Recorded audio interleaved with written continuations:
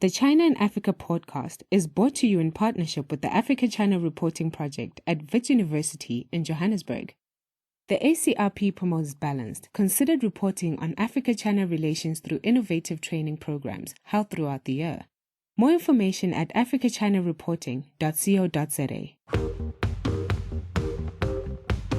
Hello and welcome to another edition of the China in Africa podcast, a proud member of the Sinica Network from SupChina.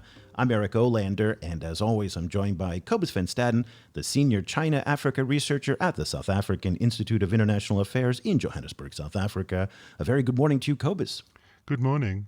Cobus, we are recording this on Monday, and by Tuesday, when many people are going to listen to this program, we may have an answer out of Zambia as to whether or not private creditors are going to vote against the government's request for an extension of payment, about 6 months of a payment holiday on interest on $3 billion of its Eurobond debt. One of the key concerns that these private creditors have is the lack of transparency coming from the Zambian side and the Chinese side about the extent of Chinese loans to Zambia. And it's this lack of transparency which we're seeing across the debt crisis in Africa that's really starting to put pressure on the Chinese in terms of figuring out how we're going to solve this. Now, we had a debt deal in Angola, which I'm not entirely sure if it's been finalized or not, but it's been presented as being finalized, but we still don't know the details. And this is really one of the big challenges in trying to understand the current financial crisis, not only in Africa, but in other parts of the developing world related to Chinese debt. Cobus, now last week we spoke with Matt Furchin, who is an expert in China-Venezuela debt. This week, we're going to look at Southeast Asia and Laos. But I think this is one of the persistent problems that we're talking about in terms of understanding where this debt crisis goes. Yes, because, we see that some of China's opponents in the world, particularly the United States, they keep pushing the idea that China's going to, seize assets or going to confiscate power networks or whatever. And this has so far been quite unhelpful, I think, in the conversation, because there are no real precedents of China doing that. So it kind of pushes the conversation into this kind of fantasy world. Whereas at the same time, as countries come closer to default, and particular project financing comes closer to default, we're going to have to reckon with what they actually have to do. Like how are these kind of distressed projects going to be saved on the ground? And that's a much more complicated conversation than simply this kind of fantasy of Chinese people kind of marching into a boardroom and kind of taking the keys of the company. So China owns about a third of Zambia's $11 billion of external debt. $3 billion of that Eurobond debt will probably be defaulted on by the time you hear this program. The next country of concern is going to be Kenya, where they are having problems repaying the debt on the standard gauge railway. They've already missed one $350 million payment. Other countries to be concerned about in terms of debt distress and Chinese loans, Djibouti and also Ethiopia. And again, we're trying to put together how this puzzle fits in terms of what kinds of deals, what do they look like? And so for that, we're really interested in Laos. And Laos is a tiny country here in Southeast Asia, very close to where I am. And they are very much a part of the Chinese Belt and Road Initiative, which is something that we're going to be talking a lot more about between now and the end of the year. But they've done a number of deals with the Chinese that look a lot like the African deals. And so for that, we're very excited to have on the program for the first time Kelly Wenjing Chen, who is a research assistant professor in the Division of Social Sciences at the Hong Kong University of Science and Technology. She recently wrote a paper, Sovereign Debt in the Making, Financial Entanglements in Labor Politics Along the Belt and Road in Laos. That was published in September of this year in the academic journal Economic Geography. Kelly, thank you so much for taking the time to join us, and a very good afternoon. Hi, Eric and Cobus. Nice to meet you. I'm joining the podcast from Hong Kong. Oh, yes. We're very excited that you're joining us from Hong Kong. We've been talking to a number of scholars from the territory in recent months. And we're also very interested to find out more about your research in Laos, again, just so we can start to better understand what the Chinese might be doing in other parts of the world, namely in Africa. Let's start our discussion with the Trans-Laos Railway. And you talked about this in your paper. Back in November 2015, about 5 years ago, China and the Lao governments signed a deal for $465 million for Laos to borrow from the China Exim Bank to cover Laos's share of this railway. Now, by African standards, certainly compared to the standard gauge railway projects in Nigeria and also in Kenya, $465 million is not a huge amount when we're talking about multi-billion-dollar deals. But certainly for Laos, one of the poorest countries in Asia, one of the poorest countries in the world, this was a huge loan. Why don't we pick up our conversation from there in terms of help us understand what the Trans-Lao Railway was? The financial arrangement for this railway was set up in 2015. And just as Eric said, a lot of these Chinese loans to Global South are opaque. And by opaque, I think you probably mean that the exact terms and conditions of the loan are not publicized. And so for this financial deals for Trans-Laos Railway, when the financial setup was made, actually it's both countries entering an agreement on how to pay for this railway. But when this financial plan actually roll into implementation, it doesn't work out in that way. So a lot of change to the terms and conditions of this loan has been happening. And I think that's an important reason that constitute to the opaqueness of Chinese loan, because it's always in the process of readjustment. In your article, you mentioned that as the project went on, Chinese companies were forced to start using their own capital. Why did that happen? Well, so for all the infrastructure project contractors, not only the Chinese infrastructure, actually, if you take a look at the entire construction sector, the contractors are usually required to kick off construction with their own capital and then get repayment from their upper level contractor. One of the concerns that's come up about the Laos-China Railway, which is very similar to the concerns brought up about the standard gauge railway in Kenya, was from the beginning it was never going to be economically viable or sustainable. Laos, again, is one of the poorest countries in the world. It doesn't have the passenger traffic or the cargo volume to be able to generate the revenues to repay the loans. This is something that's also been brought up in Kenya as well. What was the motivation under those circumstances in terms of when, back in 2015, they made this deal for this railway? What do you think the thinking was from both sides about the merits of it? Well, so there is definitely a geopolitical interest behind these big railway projects. But also, from the Chinese side, by using this common practice of bundled loan, you can make projects like the Kenya Railway or the Lao Railway profitable in the end. So even though if you look at these railway projects alone, they're never going to generate profit. But when Chinese banks are providing loans, they provide loans not only for this railway project, but bundle the railway together with other natural resource projects. In Laos' case, it's land-based equity. So you're going to be able to generate profit on those other projects and then use that profit to write off the loss on the railway. So in that way, through this financial engineering process, this railway would be made suitable for a loan. But that's the Chinese side that would be able to pay off its portion of it. How does the Laotian government pay off the $465 million that it borrowed from Exim Bank? So the Laos side initially entered that agreement to borrow from China Export-Import Bank. But in order for the Laos side to take out a loan, it has to inject equity into the project itself. So basically, for the China's financial sector, and globally, it's like that. For the borrowing party, you have to put in a share of the equity first in order to channel the loan over. So the Laos side, while they signed a deal, but they never, at least at the beginning of the construction, they were not able to provide the equity share. So technically speaking, the bank's credit was never injected into the railway. And what does equity mean in this definition? What do you define as equity?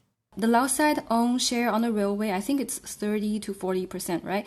So for that percentage, they have to contribute like $7 million, roughly that amount in total, to the railway. So 1/3 of that would be equity paid by themselves, and then 2/3 of that would be covered by a loan from China Export-Import Bank. So basically, these two streams of money are linked. the Laos side have to provide that 1/3 of its cash share first in order to channel the Chinese loan over. You start off your paper with this vignette of Chinese laborers protesting, and they happen to be a subcontractors laborers, but they were protesting the regional state-owned enterprise, the main contractor. Why were they protesting, and why had things gotten so bad that they haven't gotten paid over such a long time?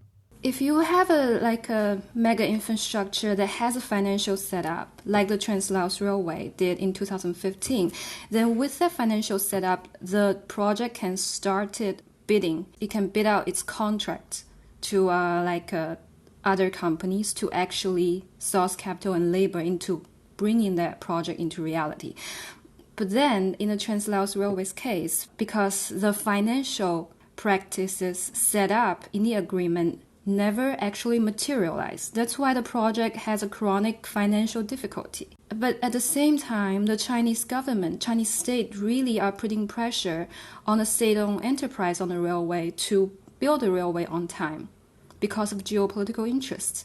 So that's why you see a state pressuring Chinese enterprise on the railway into financing the money with their own capital. So you've mentioned geopolitical interests a couple of times, and this is the suspicions that a lot of people outside of China have about these kinds of investments in places like Laos or in Kenya or elsewhere in the global south, that it's really not about economics. It's really about geopolitics, or at least that's a part of the mix. What part, we still don't know.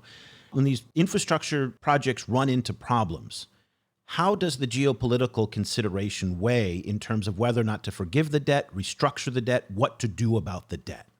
That would really depend on China's negotiation with the borrowing country and the global context, I guess. But increasingly, I see China taking a market approach to debt.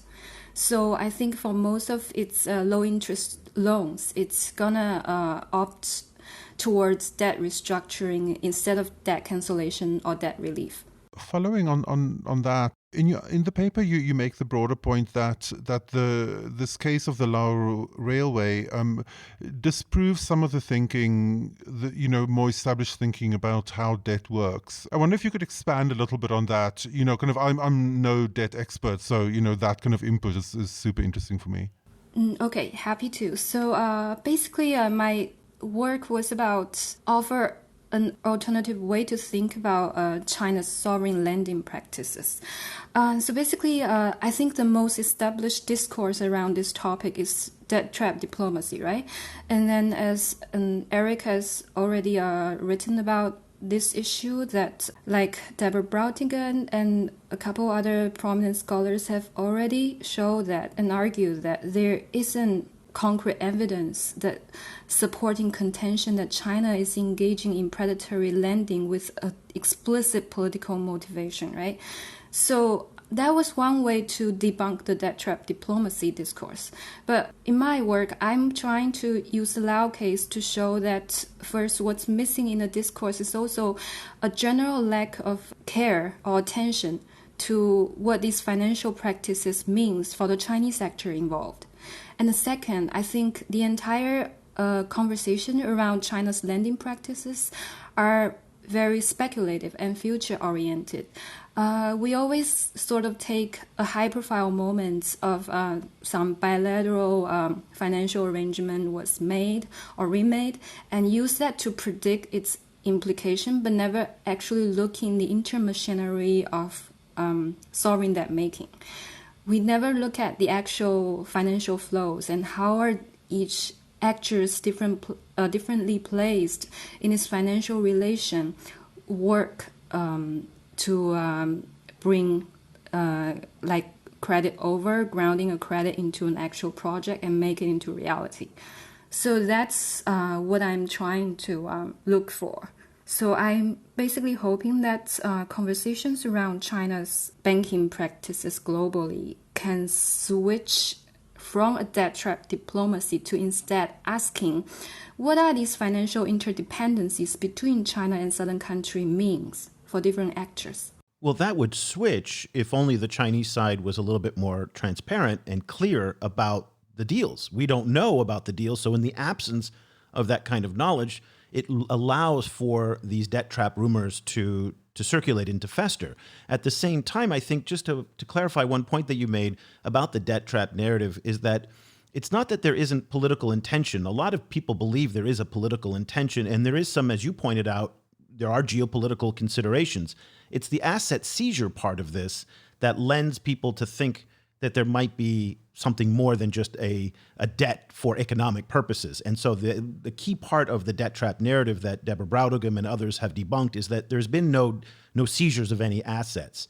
But so while there's not been any seizure of assets in Laos, and I'm not sure if you're familiar with this, back on September 4th, both Xinhua and Reuters reported on a story about a power grid sharing a deal between the state-owned Électricité du Laos and the China Southern Power Grid Company. Now, this is for Laos's power transmission network, not the actual power generation side of the business.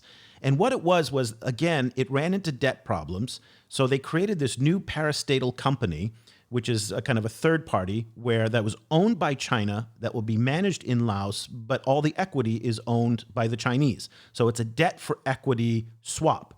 And that is one of the concerns that a lot of people have, is that maybe the Chinese will use this as a model for other places where it has distressed assets, possibly in Africa or elsewhere, rather than seizing the asset, they will just do a debt for equity swap. Are you familiar with this concept? I'm happy to talk more about this specific issue. But correct me if I'm wrong. I think Deborah Braudegum's argument about debt trap diplomacy is that she thinks there isn't an explicit political interest of making predatory lending, right? Correct. So Professor Braudegum's case is, and we've interviewed her on that, and she does separate a political element from that. However, Deborah Braudegum, in that sense, I think is an outlier compared to proponents of the debt trap narrative, say in Washington, and other scholars as well. Cobus, would you think that's a fair characterization of Professor Braudegum's position on that? Yeah, kind of that she makes that distinction. As far as I know, as far as I remember, and other people ascribe a more direct kind of political agenda into the process. And certainly the U.S. government, and we just saw this today in our newsletter, really makes the link between debt traps and asset seizures. So that's a point that Professor Braudegum does not make, but I appreciate your clarification. Okay, so for asset seizure, let's put it in a more neutral term, debt for equity swap, okay? So I think when a country runs into sovereign debt crisis, usually there's three solutions. One is that you default and slide into a debt crisis. And what happens after that is either there's a suspension, right? Or cancellation of debt, directly write off your debts. Or you go for debt restructuring, which is the two party, the borrowing party and the creditors sit down and then work out a new agreement of how to pay the debt. And then for debt for equity swaps, this is really a common solution for lendings from private creditors in the past. And I see that China is increasingly adopting this model to approach its lending lately. And I wonder, would you think debt relief or debt cancellation or suspension would be a better option for southern countries than debt restructuring? I mean, if you look at history, in the 80s, the sovereign debt crisis in Africa and Latin America. So in Latin America at the time, because a lot of the countries that went into sovereign default own their debt to private creditors, so they opted for debt restructuring. Take a country like Argentina, for example. At the time, it has to give away its state-run airline and submarine and these kind of crazy assets to creditors. And for African countries, they opted for debt relief, takeouts, because lots of the debt was owned by public creditor. So basically, this story is well known. They take out this short-term relief loan from World Bank and IMF and opted for a overall policy restructuring to basically adopt the shock therapy to improve their economy, to try to pay back the debt in the long run. And the result is that although these two regions and the countries in each region are very different, but the result is that the Latin American countries recover from the sovereign debt crisis much faster than the African countries. So I'm asking this question to you. Do you think that debt restructuring is not an ideal option if these southern states are sliding into debt crisis? I mean, comparing to other options, would you say that if China offers debt cancellation to this country, would it actually require or ask this southern country to further ban its policy or other aspects to get that debt cancellation? Cobus, let's put that question to you. What do you think? I have to admit at the beginning that it's very difficult for me to answer. It does seem to me that the Chinese government or Chinese actors as a whole wouldn't necessarily be imposing the same kind of broad range of reforms that the way that the Bretton Woods institutions did during the earlier negotiations. The kind of terrible effects that those had on Africa and the kind of, as Kelly pointed out, that it took them much longer to recover from the crisis than in Latin America, I think would mean that African governments would probably also resist it. That said, kind of it's difficult for me to really compare the two in sophisticated terms because I simply just don't know enough about it. And also, I think the kind of geopolitical kind of situation is sufficiently different that it would be difficult to kind of apply the one to the other. What do you think?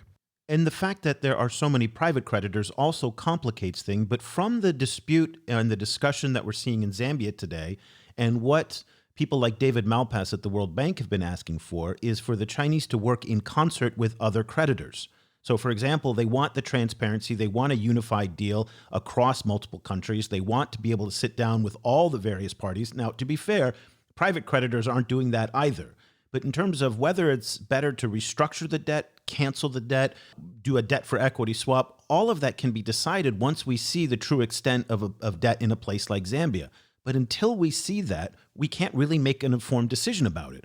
And I think that's one of the major distinctions between the negotiations that happened in the 80s and 90s for previous debt crises and what we see today, because governments are less transparent, as we're seeing in Angola and Zambia, and the Chinese are not being forthcoming at all about their relationships. And so no one really knows what's what. And that's what makes, I think, that question very difficult to answer. What do you think, Kelly? You're absolutely correct that China is not sort of sitting down and making a unified gesture of how it is going to approach these debt relations. I think part of an important reason of this is because all these project-based debt relation is mediated by major Chinese state-owned enterprise. So corporate are the de facto entity that's handling these debt talks, not the state. So, for instance, in the case of Trans-Laos Railway, it's China Railway Corporation that's handling the financial deals and then pushing for the Laos side to sign up for the deal, and blah, blah, blah. So after the Laos side cannot come up with the equity investment, it's also the China Railway Corporation directly in conversation with the Laos state about how to swap the cash equity with land equity. So you have this many Chinese corporations, each individually handling a debt relation. So it's really hard for the state to come up as a unified entity and tell the world what we're going to do with this debt relation. One of the great aspects of your paper is that you draw all of the impacts of the debt right through to the worker level, and a lot of the paper focuses on the difficulties faced by Chinese workers in all of this kind of problems. And it chimes very interestingly with conversations in Africa, where there's a lot of concern about jobs that could be done by local Africans being given to imported Chinese workers. And the issue of importing Chinese labor to work on big infrastructure projects is a very political one in Africa. So I wonder if you reflect a little bit on the role of the Chinese workers and how things shook out for them, and in this process. Okay, so the myth of Chinese workers being exported to work on all the China finance infrastructure projects is usually linked to two reasonings. The first reasoning is that because China gave money for these projects, so the ratio of Chinese labor importation is built into the financial contract. That's the first explanation. And the second one is because there's no high-skilled labor locally, so you have to import labor into either Southeast Asia or Africa to work on this project. And what I see is that neither these two reasonings are valid to an extent. But in Laos' case, the Chinese labor are brought in because they are more accustomed to the kind of wage labor regime that you don't get paid monthly. Instead, you get paid perhaps in a lump sum in 6 months or a year. Because if you have an infrastructure project which have irregular financial flow, you don't get money from let's say these project companies constantly and steadily. Then as a ground level contractor, a situation you might face is that you work on the project for a year following the contract, and then by the end of the year, you suddenly get a lump sum of money from above because the financial situation was worked out at interstate level. Okay, so in this scenario, if you hire local labor, then you can promise to pay them by months or even by day. You would want Chinese labor that is much more expensive, but they would be agreed to receive a big paycheck at the end of the year. That would give the subcontractors and contractors much more financial leeways on the project. Man, now that's why people hate working for Chinese companies. I mean, that is just such a garbage way of setting up things. I mean, it's infuriating to even hear that. Because it's just it's just terrible. And that's also the reason why only Chinese enterprise and Chinese labor can work on Chinese projects. An important reason is that they are more vulnerable for this kind of exploitations. I mean, but it's just it's absurd that these Chinese companies are not adapting to work standards in other countries. And that's why, I mean, it just makes no sense. They cannot, because they're not getting paid. The Chinese state is forcing the state-owned enterprise to build a railway without money. Well, then that's the problem with their financial model, though. Well, that's the problem with their business model. They've got to figure out a different business model then. So then, to me, when I hear that, I think that the criticisms against Chinese companies for either importing labor or mistreating African labor or whatever are legitimate. I mean, it seems absolutely legitimate. I mean, that's head spinning. A lot of Chinese enterprise are themselves victim of this entire process. So I would not say that their abusive labor practices is legit, but there's a reason that exacerbate this kind of practices. Yeah, well, they're not ready to go overseas then, and if that's the case. I mean, because at that point, I mean, we have labor laws. They could not do that, and they only do that in countries where they can get away with it. And Cobus, you and I have talked about this for many, many years. They would never pull something like that in Sweden, in the U.S., or in Singapore, because the regulatory structures would never allow that. They do that in low governance environments where they can get away with it. So they are capable of absolutely playing by the rules, but they choose not to in poor governance countries. But I mean, I guess, part of why they're doing this work in the global south is also related to the kind of attractiveness of the idea of the Belt and Road Initiative as a whole. And that means that these companies, whoever is working on an individual Belt and Road related project, ends up being on the hook and under very like pressure from above, kind of from the state level to play according to the rules that are already set up. Like, am I reading that correct? Yeah, what I am really trying to show is that Belt and Road Initiative is Chinese state exploiting not only southern countries, but also vulnerable Chinese actors. It's interesting because there's a line in your paper that really jumped out at me. Let me read it to you, and I'd love to get your comment on it. Debt of any kind has a temporal dimension that forms the basis of an unequal power relation between creditor and debtor. It is through claims on the debtor's future labor for repayment that the creditor derives its power. And this really goes to the theory of asymmetric power between China and debtor country. And we see this around the world, that at the end of the day, China holds the cards because it's so big and because it's the creditor. Talk to us about the power imbalance that comes and that allows China to get away with these terrible labor practices, regardless if it's also to Chinese companies or not. But these are terrible labor practices and other abuses because of their power advantage. So by making these lendings and actually following through these lendings, China does accumulate creditor powers. But how does the accumulated creditor power, how will that play out in the future? For this question, you should not only look at the financial relation, but a lot of times this financial power relation is intersected with other political, social, and economic concerns. So, financially, of course, it's an imbalanced power relation, but there has been, I should say, a lot of cases in this interstatal credit relations where creditor ended up not having that much power over debtor in the end because of other reasons. People get very excited and furious to think about China's lending and the power that it bestowed to China. But how that power would play out in reality, you have to really look at each case by case.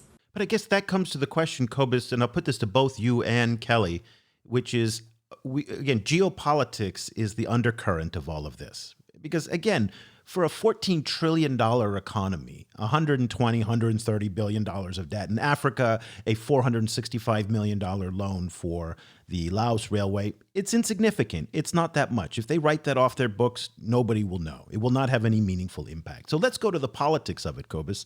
And this is the key question that Kelly's been bringing up, which is there are political considerations. I would suggest that those political considerations relate to 4THKXJS, Taiwan, Tibet, Tiananmen Square, the party, Hong Kong, Xinjiang, and the South China Sea.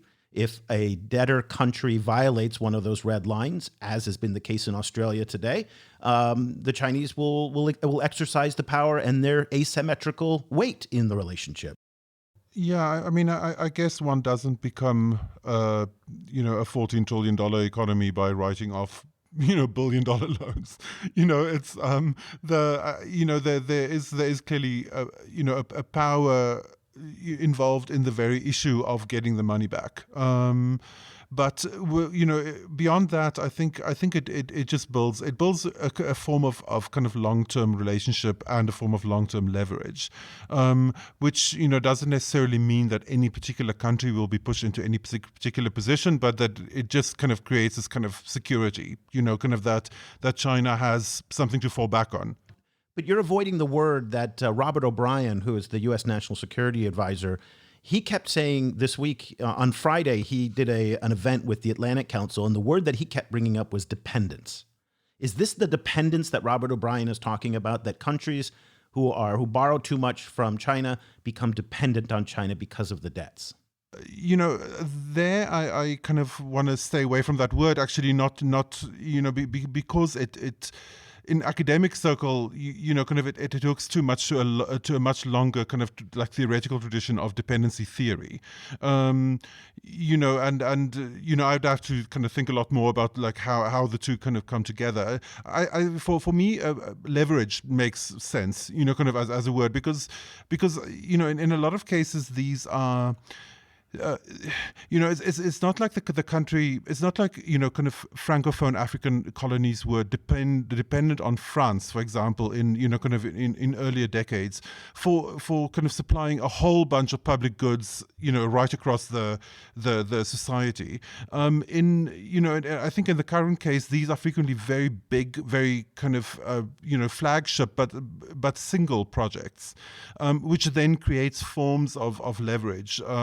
That might push a country to support China on a political issue in a multilateral institution, for example. Kelly, how do you think about the use of that word dependence, and how do you kind of break it down?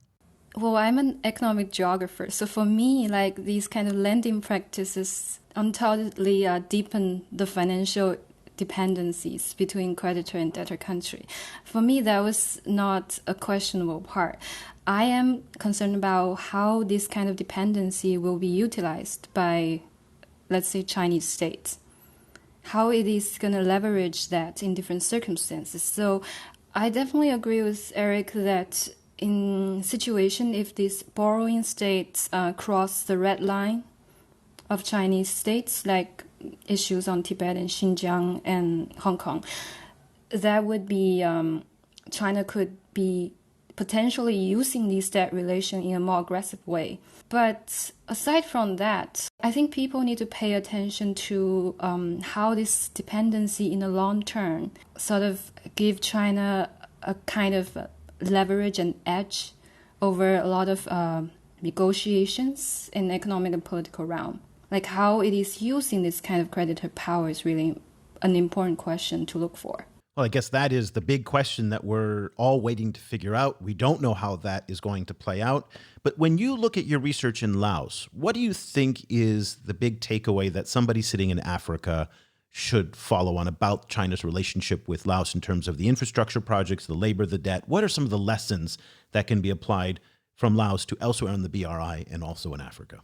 Well, I feel like people need to open up the black box of sovereign debt, not just take it as a number or a deal that's sealed at a particular moment, but actually look at whether the promised financial service or practices was conducted. And that would actually determine the current situation of a debt relation. So, I mean, there are a lot of opaqueness about Chinese lending practices. I think an important reason of that is all these debt relations, when set up, and probably not carefully thought after. So once it was actually implemented, a lot of change already happened. So you can't, let's say, talk about Laos sovereign debt by taking a 2015 railway deal into account. You have to look at how much restructuring has already been made, and then access the implication. The article is, or the paper is, Sovereign Debt in the Making, Financial Entanglements and Labor Politics Along the Belt and Road in Laos. It's a fascinating article. Unfortunately, most of you will not be able to read it because it's one of these annoying academic articles that's behind a very expensive paywall. It's in the article Economic Geography, but for those of you who do have access to these academic libraries, I highly recommend that you take a look at it. There are some fascinating insights that Kelly comes up with from the experience in Laos, and also some of the broader concepts about the debtor-creditor relationship that we discussed. Again, this is a very complex issue, as Kelly has pointed out. Kelly Wanjing Chen is a research assistant professor in the Division of Social Sciences at the Hong Kong University of Science and Technology. Kelly, thank you so much for taking the time to break all this down and explain it to us. We really appreciate it. Thank you. Cobus, let's zero in on what I think is the core issue here, is the opacity. And it was absolutely fascinating how Kelly kind of talked about how the lack of transparency is used as a shield in some ways to be able to improve what are otherwise mediocre deals without scrutiny. Now, again, I think part of it is intentional and part of it is just the way the Chinese do things. They're not accustomed to doing things according to World Bank, IMF standards, or USAID standards. They're doing things their way. But their way, I think, is running into a very serious problem. And we're seeing that play out right now in Zambia. And also, these deals like they are in Laos are going to create huge problems for the Chinese, as we talked about in terms of the labor, but also at some point, people are just going to be fed up. And I don't know what that means. I don't know how it plays out. I'm discounting the American criticism because it's so poorly informed, and to me, it's largely irrelevant. Nobody pays attention to the American debt trap narratives and what they say. The bigger issue actually is from the debtors themselves. And at some point, these political movements are going to start mobilizing against them, as we're seeing in the Ghanaian elections, as we saw in Botswana, in Malawi, where the Chinese become political issues domestically. And in part, it's because of this perception or reality of collusion among the governing elites from China and the debtor country. But that opacity she talked about was absolutely fascinating. I guess, one could think about this, on a slightly wider scale as really the first moment of crisis where a whole lot of the first phase of China's position, expansion into the world is coming into question. And I agree with you that this could generate a lot of kind of political heat for China, particularly I think in places like Africa, because unlike Laos, obviously Africa's far away from China, so it doesn't have that. It doesn't have that kind of fine-grained kind of neighbor relationship that some countries in Southeast Asia has with China. It's easy for politicians to jump on China in a place like Africa because it doesn't have kind of fall out in other complicated ways like it might have in a place like Laos. So I guess if one takes if one thinks about this kind of cliche of China of of crossing the river while feeling the stones, that they're essentially working out how to do things while they're already doing them. I wonder then if we're going to look back in the future at the COVID-19 crisis as this moment where they had to kind of reevaluate how they've been doing so far.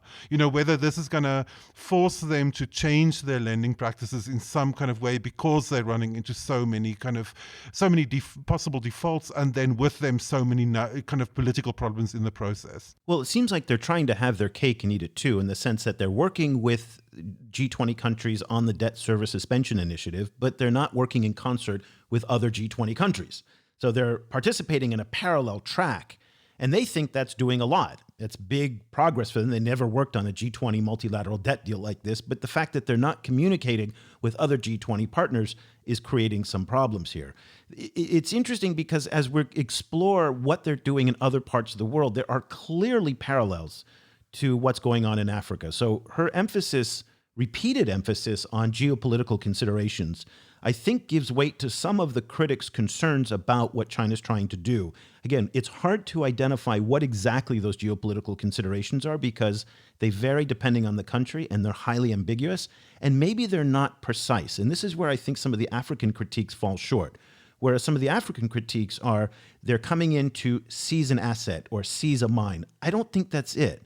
I think they're playing a bigger picture game here in terms of it's their core strategic interests around what we called 4T, HK, XJ. It's also getting more influence in the international system, at the United Nations, at the World Bank and whatnot. So I don't think it's as precise as what the critics say, but at the same time, it's definitely a play for influence. And they're going to use that leverage ongoing. And that's why I think they'll never, ever, ever write off or cancel the debt. So any African appeal for debt cancellation from the Chinese is dead on arrival.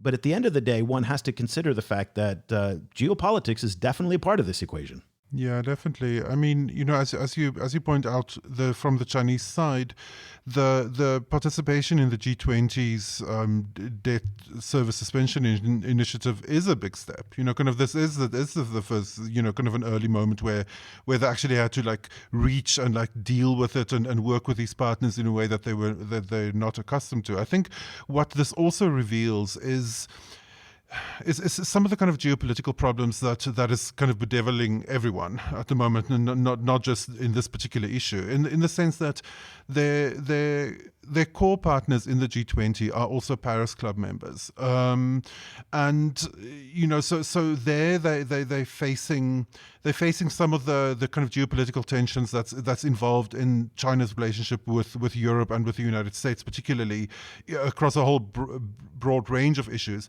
But it also reveals the weakness of the G20 itself, because the thing is, with the G20 is not only rich countries. The G20 includes large economies from the global south. So Brazil is a G20 G20 member, Mexico is a G20 member, South Africa is.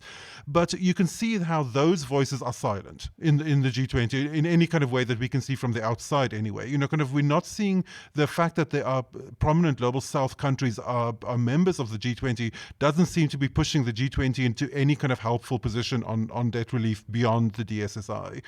So you get the feeling that within the G20, even if they're talking about the G20, what you're actually really talking about is a few rich northern countries and their relationship with China and how that plays out in the larger, larger context of the G20 and then in the larger context of the world.